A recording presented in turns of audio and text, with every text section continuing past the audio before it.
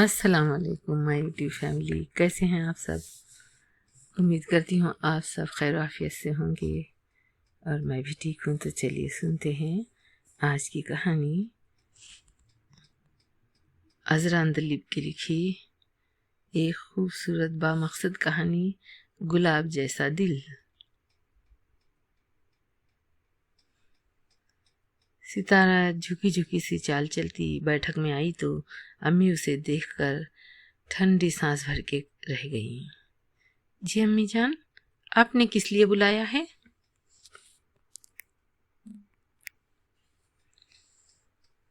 सितारा ने गीले हाथ दुपट्टे से पोंछते हुए कहा, बेटा तुम्हें तो मालूम ही है कि हमने हज की दरख्वास्त दी थी और अल्लाह के करम से वो मंजूर हो गई है।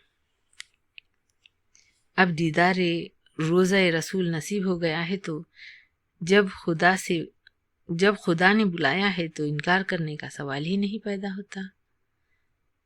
मैं तो पहले ही तुम्हारे फर्ज से सुबुकदोश हो चुकी होती, लेकिन ऊपर वाले की मर्जी, जाने क्या नसीब में लिखा है तुम्हारे। क्या मालूम था कि तूफान आएगा जिंदगी में। उन खौफनाक लम्हों के अजाब से उन्हें झुरझुरी से आ गई। अम्मी, मेरा क्या कसूर है इसमें? डूबी हुई आवाज में एक दर्द था। आपको अल्लाह ने हज नसीब किया, आप जाएं, मेरी फिक्र ना करें, अल्लाह मेरी भी हिफाजत करेगा। उसने अपने झुलसे हुए हाथों को देखा और जल्दी से दुपट्टे के नीचे कर लिए। सितारा, मुझे तुम्हारा गम खाई जाता है, अकेली कैसे रहोगी तुम? जमाना ऐसा नहीं है कि तुम 2 दिन भी अकेली रह सको। ये तो महीने भर की बात है। तुम्हारे अब्बू ने कहा है कि तुम ये अरसा अपनी फुप्पो के यहाँ गुजार लो।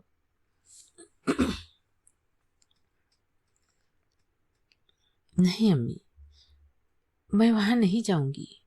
उसे पिछले अरसे की कोफ्त का एहसास हुआ। 4 माह 20 दिन का अरसा थोड़ा तो नहीं होता। पलट कर खबर तक नहीं ली उसने। ये अरसा अस्पताल में कैसे काटा वही जानती थी। जिस्म के साथ साथ दिल भी जलकर राख हो गया था। लेकिन बेटा, तुम्हें मैं यहाँ नहीं छोड़ सकती। तुम्हारी खाला भी तुम्हें नहीं रख सकती। तुम जानती हो उनकी सास को, घर आए मेहमान को सादा पानी नहीं देती तो महीने भर तुम्हें वहां टिकने देंगी। वो सर झुका कर रह गई। वालिदैन के सामने जबान चलाना उसके बस की बात नहीं थी। अम्मी उठकर बावर्ची खाने की तरफ चली गईं और वो धीरे धीरे उन लम्हों की तरफ लौट गई जब खुशियां बिन मांगे उसकी झोली में फूल भर रही थी। ग्रेजुएशन के एग्जाम्स के बाद फारिग हुई तो उसकी अम्मी ने कहा, तुम अपनी कुछ तवज्जो बावर्ची खाने की तरफ दो। घर के दीगर कामों, सफाई, कढ़ाई, सिलाई, बुनाई वगैरह में तो वो A1 थी ही। अम्मी ने कहा तो उसने सोचा कि ये भी सीख ही लेते हैं। शादी के बाद तो खाना बनाना ही पड़ेगा। क्या पता पुप्पो का मिजाज कैसा निकले। अभी तक तो बहुत मोहब्बत करती हैं। वो नित नई खाना पकाने की किताबें खरीद लाईं।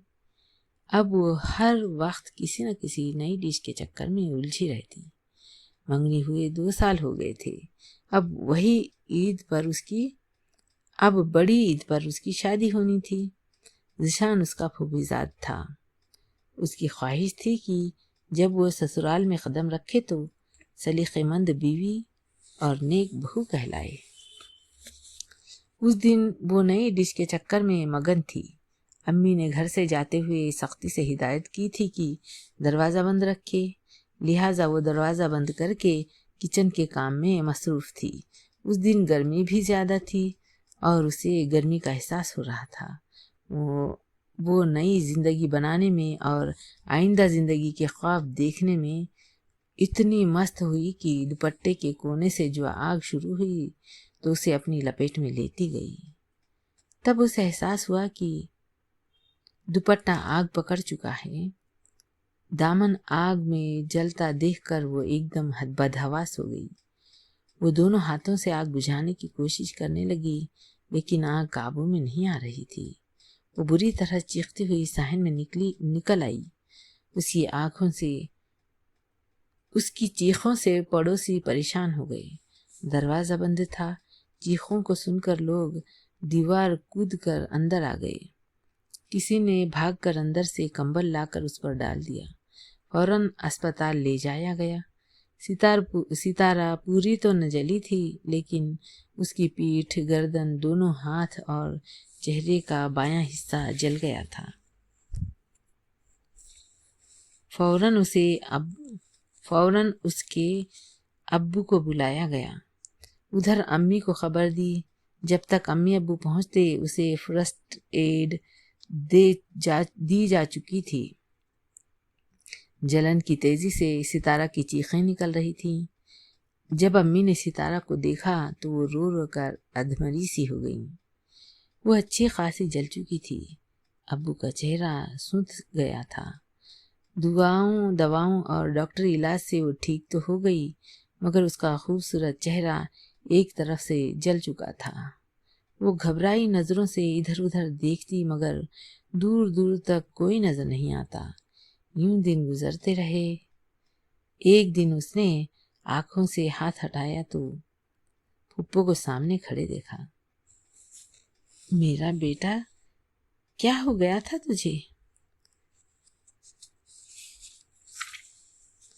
कैसे हुआ ये सब? आमना, मैं तो तुम्हारा खत देखते ही चली आई। सितारा, फिक्र न करो मेरी जान, तुम ठीक हो जाओगी। उन्होंने सर पर हाथ फेरा। मगर शान, वो क्यों नहीं आया? क्या उसे मेरी जरा भी एहसास नहीं? इतनी अहमियत भी नहीं मेरी कि 2 दिन की छुट्टी लेकर आ जाता। शायद वो नहीं चाहता कि मेरी शक्ल देखे। हाँ, मैं परी चेहरा तो नहीं रही ना। हुस्न को तो आग ने अपनी लपेट में ले लिया, हर दिल को। उस बेवफा ने। उसने सोचा और फूट फूट कर रोने लगी। बेटा, बस चुप हो जाओ। जो होना था वो तो हो गया। दुनिया में तो ऐसे ऐसे लोग रहते हैं जो अपने हर ऐब को किस्मत समझकर कबूल कर लेते हैं। तो आज भी हमारी आंखों का तारा हो। वो उसे तसल्लियां दे रही थी। वो समझ रही थी कि अपने जलने से रो रही है, मगर वो उसकी वजह से रो रही थी जो 2 लफ्ज तसल्ली के भी नहीं लिख सका। दावे तो बहुत किए थे, अपनी वफाओं का यकीन दिलाया था, लेकिन उसका हाल भी नहीं पूछा था उसने। वो रो रो कर थक गई तो लेट गई।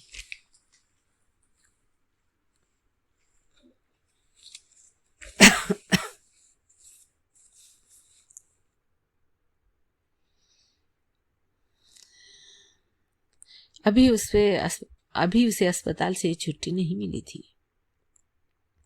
फुप्पो 2 दिन बाद चली गई। वो उसे आज भी अपनी बहू बनाना चाहती थी और उन्हें कोई एतराज न था। आमना बेगम ने सुख का सांस लिया था। प्लास्टिक सर्जरी का कहा तो था डॉक्टरों ने, और यकीन दिलाया था कि उसका चेहरा बिल्कुल ठीक हो जाएगा, लेकिन पहले जख्म ठीक हो जाएं। 4 महीने और 20 दिन गुजार कर वो घर आई थी।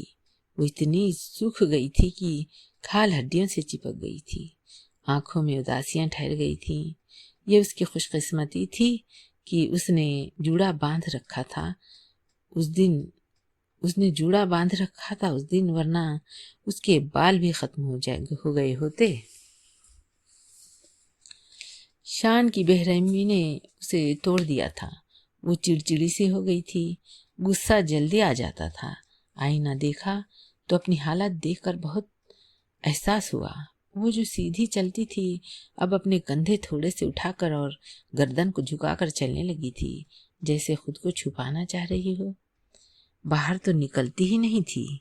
अगर जाना भी होता तो चेहरे का जला हुआ हिस्सा दुपट्टे से छुपा लेती और हाथ अक्सर पल्लू से लपेट लेती। दिन ब दिन उसकी खुद एतमादी खत्म होती जा रही थी और अब जब उसे फुप्पू के घर रहने को कहा जा रहा था तो वो ये सोचकर परेशान थी कि शान का सामना कैसे करेगी, अपनी इस बदसूरती को कहाँ दफन करे कि कोई देख न सके। शान क्या कहेगा जिसने खबर तक न ली थी। वो उसे देखकर खुश होता ये नामुमकिन सा था। आखिर एक दिन अब्बू उसे फुप्पो के घर छोड़ आए। फुप्पो बड़ी खुश होकर मिली, खूब प्यार किया, उसके लिए कमरे का इंतजाम किया। 3 ही कमरे थे घर में, 2 तो साथ साथ बने हुए थे, तीसरा सामने की तरफ था। उसके बराबर किचन था, पिछले सहन के साथ बाथरूम वगैरह था। पिछला सहन कच्चा था। शान घर पर नहीं था, वो चुपचाप अपने कमरे में लेटी रही। शाम को जब शान आया तो वो अपने कमरे में ही थी। शान को जब अम्मा ने बताया कि सितारा 1 महीने के लिए आ गई है तो वो चुपचाप सुनता रहा। फिर खाना खाकर वो सितारा के कमरे में आया। हेलो, क्या हो रहा है भाई? वो सामने पलंग पर ही बैठ गया। जी, वो झुकी नजरों से सिर्फ इतना ही कह सकी। 1 महीना रहने को आई हो? सवाल बेतुका था मगर पूछ बैठा। जी हाँ। उसे लगा जैसे कह रहा है 1 महीने के लिए मुसीबत बनकर आ गई हो। क्या जी कर रही हो? क्या जबान भी जल गई है? उसने मजाक से कहा तो उसका रंग फख हो गया। उसे उम्मीद थी शान का रवैया ऐसा ही होगा। वही हुआ। एक तो पलटकर खबर तक न ली, ऊपर से तंज फरमा रहे हैं जनाब। शायद मजाक उड़ाने ही आए हैं। दिल में सोचा, लगता है आजमा रही हो। देखो भाई, यूं नहीं चलेगा। मेरा ख्याल है तुम मुझसे बात करना नहीं चाहती। वो उठ खड़ा हुआ। शायद मुझे बात करनी चाहिए थी, मगर अजीब बात थी कि चाहने के बावजूद कुछ न कह सकी और अब हो जा चुका था तो परेशान थी। कहीं ऐसा तो नहीं शान को मौके की तलाश हो नाराज होने के लिए? वो सोचती रही। बराबर के कमरे में वो झुंझलाता रहा।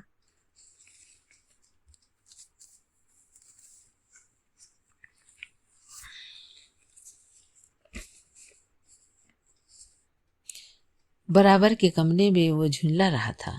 कमाल है, मुझसे बात करने में क्या रुकावट है? महीना भर रहेगी तो क्या बात नहीं करेगी मुझसे? उसे तो खुशी हुई थी उसके आने का सुनकर। वो सिगरेट जलाकर कश लेने लगा। सितारा बेगम, तुम मेरे नसीब का सितारा हो और तुम ही मुझसे दूर भागना चाह रही हो। अम्मा कमरे में आई तो उसने जल्दी से सिगरेट बुझा दिया। मिले हो सितारा से? अम्मी ने पूछा तो उसने गर्दन हिला दी। मूड खराब करके रख दिया था उसने। अम्मा, क्या वो बोलती नहीं है? बात तक नहीं की मुझसे? वो परेशान था। बोलती क्या, कूकती है। शायद तुझसे नाराज हो, मिलने भी तो नहीं गया था उससे, अम्मा ने कहा। अम्मा, आपको तो मालूम है मेरी नौकरी के बारे में। ऐसी नौकरी में वक्त कहाँ मिलता है। मुझे मालूम है तेरा, मगर सितारा को पता नहीं है। इसके अलावा एक परेशानी और है। वो क्या? भाई अख्तर कह रहे थे जब से वो जली है बहुत कम बोलती है और काफी हसास हो गई है। खुद पर इतनी मायूसी और उदासी तारी कर ली है कि उसकी असल शख्सियत गुम हो गई है। वो सबसे कतराने लगी है। देखा नहीं तूने कैसी सिमटी सिमटी सी बैठी रहती है। अख्तर कह रहा था कि कुछ करो कि उसके अंदर से ये एहसास खत्म हो जाए कि वह बदसूरत हो गई है, इसलिए अब उसे कोई चाहता नहीं है।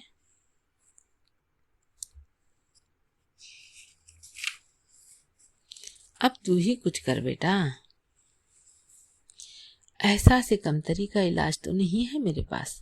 वैसे मैं कल अपने एक दोस्त से बात करूंगा। वो नफ्सियात का डॉक्टर है। वो कोई हल जरूर बताएगा।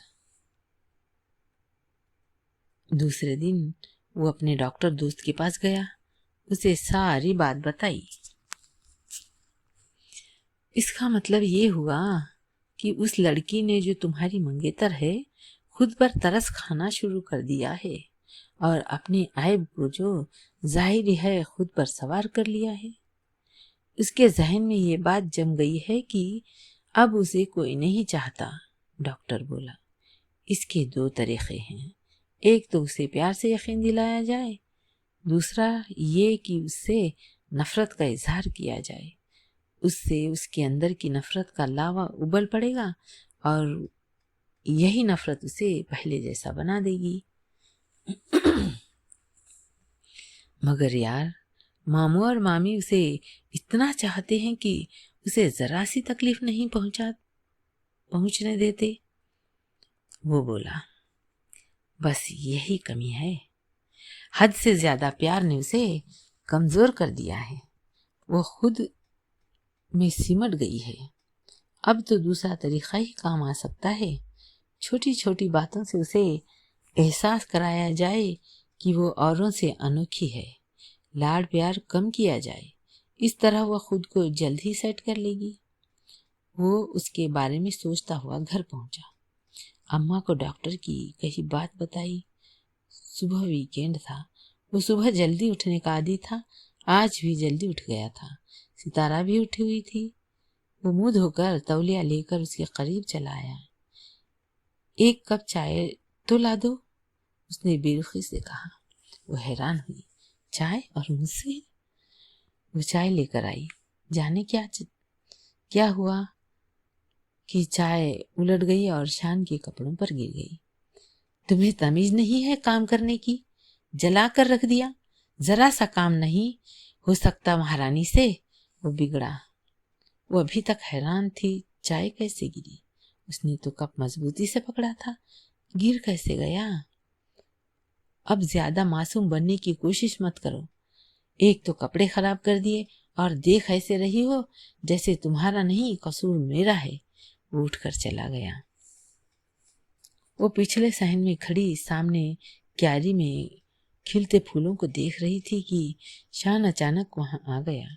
वो उसे देखकर सहम सी गई। शान को अफसोस हुआ। वो उससे डरने लगी थी, मगर शायद यही बेहतर था। एक बात बताओ, ये तुम खड़ी कैसे होती हो और चलते वक्त कंधे झुकाकर क्यों चलती हो? वो उसे घूरता हुआ बोला। ये तो हाथ धोकर मेरे पीछे पड़ गया है। नहीं करनी शादी तो साफ इनकार कर दे। ऐसे जलील करने से क्या फायदा? एक लम्हे के लिए वो सर से पांव तक सुलग उठी, मगर फिर ढीली पड़ गई। उसका क्या कसूर? तुम ही अब खूबसूरत नहीं रही। मैंने तुमसे कुछ पूछा है, वो सख्ती से बोला।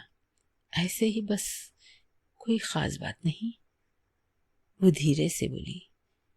या तुम ये सब खुद से करती हो? अल्फाज सीधे उसके दिल पर लगे। मुझे क्या जरूरत है खुद से करने की? हाय, बेचारी कहलाने का शौक होगा। सब नरमी से बात करते हैं ना तुम्हें यूं अपाहिज देखकर। वो बोला तो जैसे उसकी नसों में जहर घुल गया। नहीं, मुझे बेचारी कहलाने का कोई शौक नहीं। मुझे नहीं चाहिए किसी की हमदर्दी। वो एकदम चीख पड़ी। तो फिर सीधी चला करो, उसने कहा और चला गया। ये तुमने किचन को रोस्ट किया है या मुझे? वो चिल्लाया। क्या हुआ? वो घबरा कर बोली।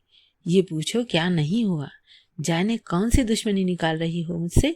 इतनी मेहनत से कमाए थे मैंने ये पैसे, और तुमने पूरे 100 रुपए का नुकसान कर दिया। लो चखो, ये क्या पका कर रख दिया है तुमने? वो चिल्लाया। कौन शादी करेगा तुम जैसी फुहड़ से? वो उठकर चला गया। उसने चिकन चखा तो फौरन ही थूक दिया। नमक की जगह सोडा डाल गई थी, मगर इसका मतलब ये तो नहीं कि चीख चीख कर सारा घर सर पर उठा लिया जाए। शान, तुम मुझे बेइज्जत करने का कोई मौका हाथ से नहीं जाने देते। अब उसे शान से चिढ़ होने चली थी। वो शादी नहीं करना चाहता, इसलिए ये सब करता है। मेरी बला से ना करे शादी। पहली बार उसके अंदर नफरत ने जन्म लिया। गुस्से में सीधी वो अपने कमरे में आ गई। आज वो उसी तरह चल रही थी जैसे हादसे से पहले चलती थी। जिशान की चचाजाद अपनी ताई से मिलने आई थी। अब उस पर और सितम होने लगे। पहले शान क्या कम था कि अब अंजुम भी उस पर हुक्म चलाने लगी। उसे ऐसे देखती जैसे कुर्बानी के बकरे को देखते हैं। बड़े स्टाइल से कहती, जरा मेरा ये सूट प्रेस कर दो, शान आने वाला है। चंद लम्हे वो तकती रहती, फिर सूट उठाकर चल देती। पीछे से उससे हंसी की आवाज सुनाई देती। वो भी उसे 2 की 4 सुना सकती थी, मगर अंजुम काफी हसीन थी। शान आता तो अंजुम के आगे पीछे फिरता, वदाएं दिखलाती। ये सब देखकर उसे चिढ़ होने लगती। वो वहां से हट जाती। और तो और वो शान जो हर वक्त उसे आड़े हाथों लिए रहता था, जैसे उसे बिल्कुल भूल गया था। वो किचन में हांडिया पका रही थी, उधर वो दोनों जोर जोर से कैरम खेल रहे थे। ये तुम चौथी बार हारे हो, अंजुम की आवाज आई। अब तुम्हें आइसक्रीम खिलानी ही पड़ेगी, और वो भी अपने साथ ले जाकर। इससे अच्छी और क्या बात होगी। ऐसी शर्तें तो हमें दिलो जान से कबूल हैं। शान के लहजे में खुशी थी। चलो उठो, अभी चलते हैं। ठहरो, मैं ड्रेस चेंज कर लूं। अरे क्या जरूरत है, तुम इन्हीं कपड़ों में कयामत लग रही हो। अरे तारा, ये बू कैसी आ रही है। फुप्पो की आवाज उसके कानों में पड़ी तो चौंक पड़ी। सारी हंडिया जल गई थी। उसकी आंखें भर आईं। हाय शान, मैं तो कहती थी तुम्हारी जली कटी बातों से किसी तरह जान छूटे, मगर ये तो न चाहा था कि तुम्हें कोई और चाहे या हथिया ले। क्या था अगर वो झूठे मुंह उससे भी चलने को कह देता। ना पूछे मैं कौन सा मर रही हूं उसके बिना। अल्लाह करे जल्दी से दफन हो ये अंजुम। उसने दुआ मांगी। तारा डियर, अंजुम ने सोफे पर लेटते हुए कहा। क्या है? उसने कहा। वो स्वेटर बुन रही थी। यार ये शान कैसा बंदा है। सितारा ने उसे एक नजर देखा। कैसा है? वो सोचने लगी तो दिल की हर खिड़की में से शान नजर आया। कहाँ खो गई? अंजुम बोली। वो चुप रही, उन सलाइयों में उलझ गई। धीरे धीरे बर्फ की जो तह जज्बात पर जम गई थी वो पिघलने लगी थी। हाय अंजुम, क्या हो रहा है? वो सीधा वहीं आया, उसे जैसे उसने देखा भी नहीं। हाय शान, बड़ी अदा से उसने आंखें घुमाई। मैं तो बोर हो जाती हूँ तुम्हारे बिना। तो क्या ये तारा तुम्हारा दिल नहीं बहलाती? उसने हैरत से कहा। उसका दिल चाहा चीख कर कहे, वो क्या उसकी आया है जो दिल बहलाए, या बंदरिया है जो तमाशा दिखाए? क्यों सितारा, तुम अंजुम का दिल नहीं बहला सकती? 2-4 बातें कर लोगी तो क्या जबान घिस जाएगी? उसने उसे डांटा।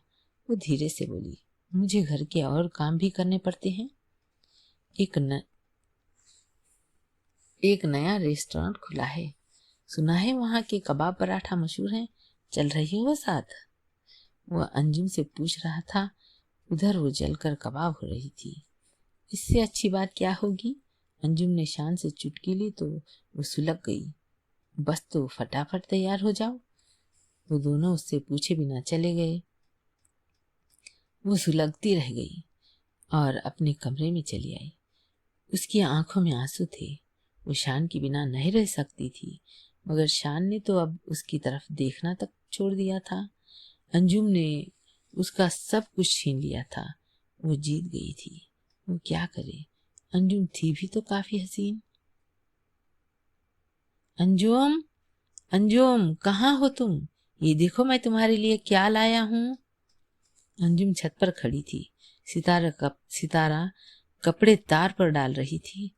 अंजुम दौड़कर नीचे गई। वो भी नीचे झांकने लगी। क्या लाई हो? अंजुम पूछ रही थी। शान ने उसे एक काले रंग की खूबसूरत शाल दी। हाय शान, मैं मर जाऊं, क्या चीज लाए हो? अंजुम शाल को ओढ़कर कहने लगी। शान मुस्कुरा रहा था। उसका गुस्से से बुरा हाल हो गया। शायद शान अब अंजुम को पसंद करने लगा है। वो वहीं बैठकर फूट फूट कर रो पड़ी। तभी वहां अचानक फुप्पो आ गई। अरे क्या हुआ तारा, क्यों रो रही हो? फुप्पो ने उसे लिपटा लिया। अब वो क्या बताती कि कौन उसे रुला रहा है। बस वो इतना ही कह सकी, अम्मी अब्बू याद आ रहे हैं। वैसे ये बात सही थी। कई दिन से उसे अम्मी अब्बू याद आ रहे थे। वो यहाँ से जाना चाहती थी। सुबह उसे तेज बुखार हो गया था। सब घबरा गए। डॉक्टर आया, उसने दवा दी। शाम को शान उसके पास आया। क्या हाल है? इतनी नर्म आवाज सुनकर वह हैरान हो गई।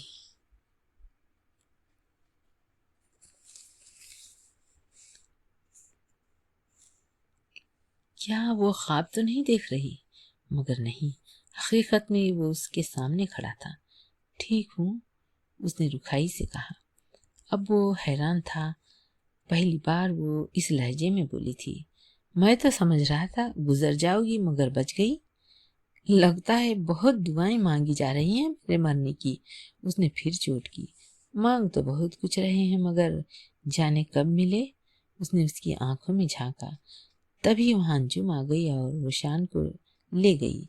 उसने गुस्से से सोचा, माय फुट, ये समझ रहा है कि मैं इसके गम में बीमार पड़ गई हूँ। बस इसी बात को सोचकर वो 2 दिन में भली चंगी हो गई। कुछ दिन बाद उसके अब्बू से लेने आ रहे थे। वो काफी खुश थी। अम्मा, मैंने शादी का फैसला कर लिया है, अचानक ही जीशान ने ऐलान कर दिया। क्या मतलब है तुम्हारा? पुप्पो ने चौंक कर कहा। मेरा मतलब है अब मुझे शादी कर लेना चाहिए ताकि आपको कुछ आराम मिले, वो बोला। सितारा का दिल तेजी से धड़कने लगा था। वो जोर नजरों से शान की तरफ देखने लगी। अंजुम, तुम तैयार हो ना? उसने गोल मोल बात की।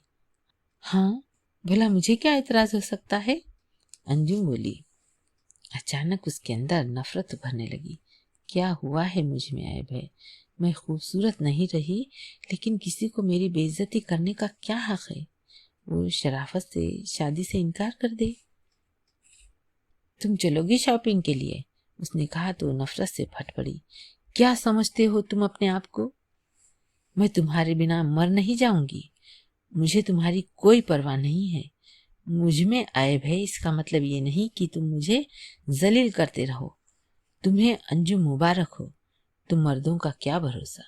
मैं वैसे भी यहाँ से जा रही हूँ। मैं सब कुछ बर्दाश्त करती रही सिर्फ इसलिए कि मैं तुम्हें चाहती थी।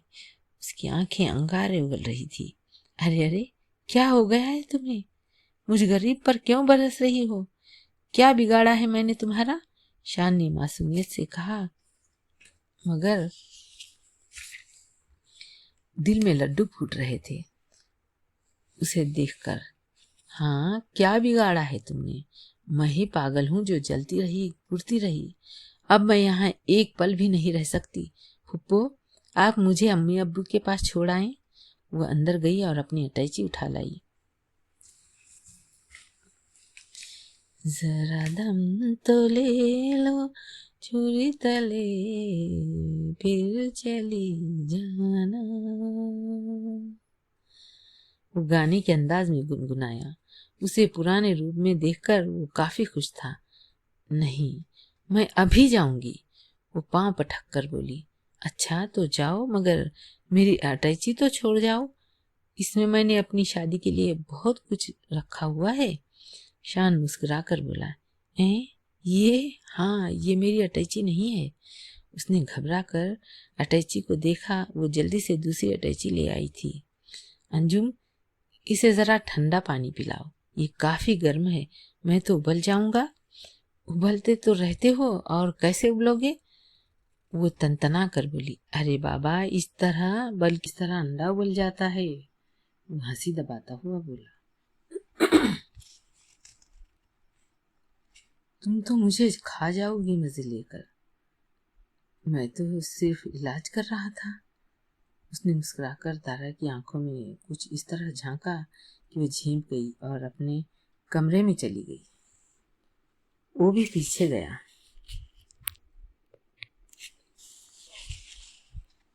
जान की अमान पाऊं तो कुछ अर्ज करूं? उसने हाथ जोड़ते हुए कहा। वैसे तुम्हारी ये अंगारे जैसी आंखें, लप लप करती जबान, लाल चेहरा, ये सब मुझे बहुत अच्छा लग रहा है। बहुत अच्छा, बहुत अच्छा तारा। तुम मामूली सी कमी की वजह से मुझसे बिछड़ गई थी। डॉक्टर ने बताया था प्लास्टिक सर्जरी से चेहरा ठीक हो जाएगा, और ना भी हो तो मेरी बला से। चेहरा झुलसने से दिल थोड़े ही झुलस जाता है। मैं तुमसे प्यार करता हूँ, तुम्हारी रूह से प्यार करता हूँ। मुझे तुम्हारे अंदर कोई कमी नजर नहीं आती। तुम्हें बदलने के लिए, तुम्हारा एहसास कमतरी खत्म करने के लिए मैंने ये सब नाटक किया था। हालांकि तुम जानती हो मुझे कितनी तकलीफ होती थी तुम्हारे साथ ऐसा रवैया अपनाने पर, मगर मैं तुम्हें तुम्हारी असल शख्सियत के साथ पाना चाहता था। खुदा का शुक्र है तुम बोली तो, मगर शादी के बाद ऐसे कफन फाड़ कर मत बोलना। मेरा दिल बहुत कमजोर है, एकदम धक धक करने लगता है। देखो जरा, हाथ लगा कर देखो। उसने तारा का हाथ खींचकर अपने सीने पर रख लिया। हटो बेशर्म। वो पहली बार मुस्कुराई। क्या मैं आ सकती हूँ? अंजुम ने दरवाजे पर से ही कहा। आइए आइए, आपका भी शुक्रिया अदा करना पड़ेगा इस नाटक में आपने जो साथ दिया उसके लिए। अच्छा हुआ इस दौरान आपके मंगेतर नहीं आए और उन्होंने आपको मेरे साथ आइसक्रीम और कबाब पराठे उड़ाते नहीं देखा, वरना एक जुर्माना और अदा करना पड़ता। वो हंसता हुआ अंजुम को अंदर ले आया। सॉरी तारा, सॉरी, मगर ये सब तुम्हारे इलाज के लिए जरूरी था। तुमने जो खोल अपने ऊपर चढ़ा लिया था उसे तोड़ने के लिए ये सब करना जरूरी था। अंजुम अंजुम हंसकर बोली। उसी वक्त फुप्पू अंदर आ गई। चलो तारा, अपना सामान तैयार करो, तुम्हारे अम्मी अब्बू तुम्हें लेने आए हैं। अब जाने की तैयारी करो ताकि जल्द ही मैं तुम्हें हमेशा के लिए यहाँ ला सकूं। उन्होंने सितारा का माथा चूम लिया। वो एक बार फिर घुटनों में सर देकर बैठ गई, इसलिए नहीं कि उसे कोई कॉम्प्लेक्स था, बल्कि उसे वाकई जिशान से शर्म आ रही थी।